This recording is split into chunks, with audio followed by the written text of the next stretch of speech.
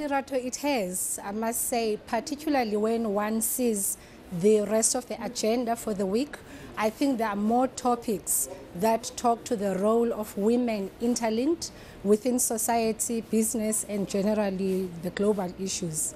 I find it interesting that we're sitting here in a first world economy with so many accomplished business leaders, and we still in year 2011 have to address this issue of gender equality and patriarchy. What's the missing link in terms of the evolution of the world and the world economy and women not being at the center?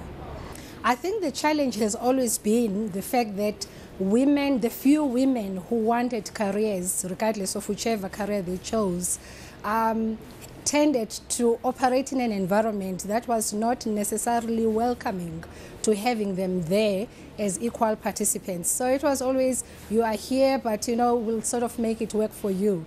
I think over the years, and even now you see with the World Economic Forum agendas, it's actually recognized that you can't run economies, you can't run countries without the half of the population being involved, and that half of the population is women.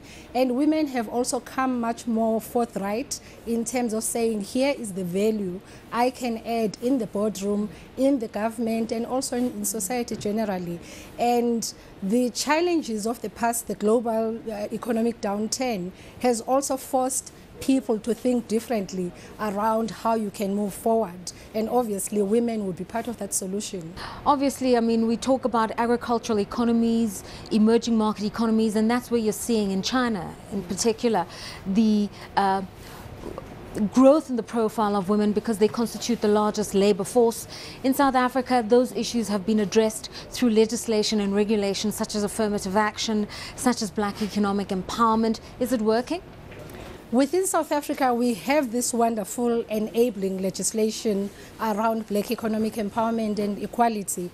But unfortunately, it hasn't turned out to give us the results that we hoped, or we had hoped we would see at least 15 years into democracy. And again, part of that is because as we moved into black economic empowerment, the focus was more on black and less on women.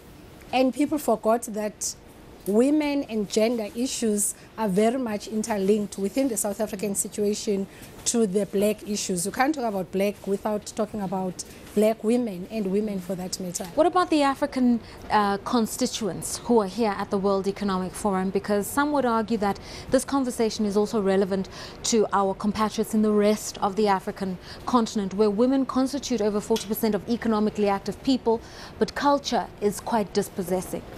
Yeah, what has been very interesting for me to notice within the African delegation that is here is that for women, there are more women coming from the NGO sector and civil society within the continent.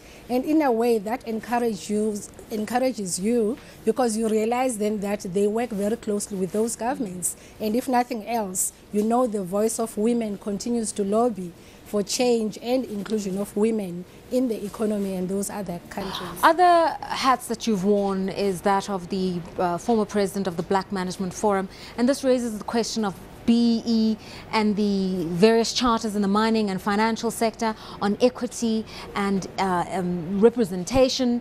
In Zimbabwe, they've got similar issues on indigenization. We're told that this puts investors off. Is that what you found? The issue is that investors want certainty. If you say to them, our own country's requirements and criteria would include either BEE or inclusion of our own nationals in the economy, then it's fine. What puts investors off is when there is no clarity in terms of how does this thing work, what will be the time frame, if any, and thirdly, how does it benefit the business long term. And I think in South Africa that has been done to a certain extent. Probably what we have not done within the BEE space is to integrate the skills development aspect, because once we have a skills labor force that is able to take up the jobs and the opportunities available, then some of your issues on employment equity start getting addressed because you now start pulling people throughout the various levels within the organization. And a final question to you, in terms of investor concerns about Africa and bringing their money to Africa, has the nationalization issue come up? So far, that hasn't come up. And probably, I think it hasn't come up because the government, our government in South Africa in the last year, has said a lot to give again that investor confidence, to say, for us, we are looking into it as a policy from a political perspective, not necessarily from a government perspective. And I believe when the time comes for that to be debated openly, we are still going to hear more voices around that issue.